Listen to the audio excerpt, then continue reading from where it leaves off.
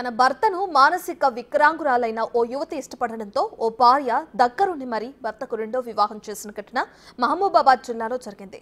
సురేష్ సరితలకు కొన్నేళ్ల క్రితం పెళ్లి జరిగింది.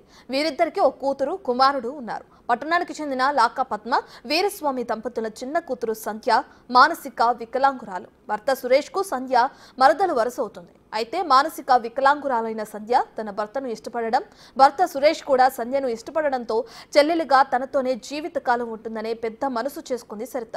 దీంతో భర్తకు రెండో వివాహం చేసి మానసిక వికలాంగురాలైన సంధ్యను తన కుటుంబంలో సభ్యురాలని చేసుకుంది.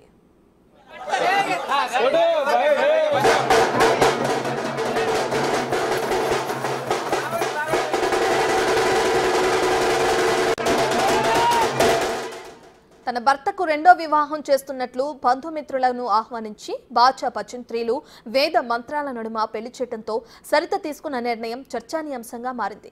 మార్కండేయ టెంపుల్ ఈ వివాహానికి వేదికగా మారింది. సరిత మా ఆయనని ఇష్టపడింది. అంటే ఆమె మా ఆయన వల్ల మేనమామ బిడ్డ, అందువల్ల ఆమె వికలాంగురాలు. తనకి ఏది చేసుకోవడం చేత కాదు. నా చెల్లెలాగా చూసుకోవడం కోసం నేను చేసుకున్నాను. ఇప్పుడు మా ఆయనని ఇష్టపడింది కాబట్టి చేస్తున్నాం పెళ్ళి. తను చంటి పిల్లలా చూసుకోవాలి మేము, అందువల్ల చేసుకున్నాం. ఇప్పుడు మానవత్వంతో చేసుకున్నాం. చూసుకుంటానికే కదా సార్ చేసుకుంది, దేనికోసం చేసుకునేది? ఇప్పుడు చూసుకోవడం కోసమే చేసుకుంటున్నాం. ఇప్పుడు నా పెళ్ళి కార్యక్రమంలో పెళ్లి కూతురు తండ్రికి ఇద్దరు అమ్మాయిలు. ఆ అమ్మాయిలలో ఒక అమ్మాయి వికలాంగు, ఒక అమ్మాయి మంచిగానే ఉంటుంది. ఆమె పెళ్ళి అయిపోయింది. సరే, అదే పెళ్ళి ఈ అమ్మాయికి ఎటు తల్లిదండ్రులు సపోర్ట్గా ఉన్నారు ఇంతకాలం.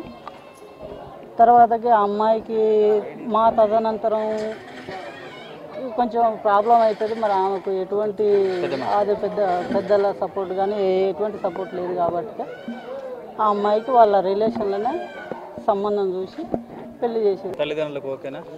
తల్లిదండ్రులకు అటు అందరు ఇప్పుడు చేసుకుంటే అబ్బాయికి ఇంతకుముందు పెళ్ళి అయింది. ప్లస్ ఆ అమ్మాయికి కూడా ఇష్టమే, ఇప్పుడు ఈ అమ్మాయికి ఇష్టమే. అందరి సమక్షంలో పెళ్లి జరిగింది. నా పేరు సరిత. మా ఆయనని ఇష్టపడింది. అంటే ఆమె మా ఆయన వల్ల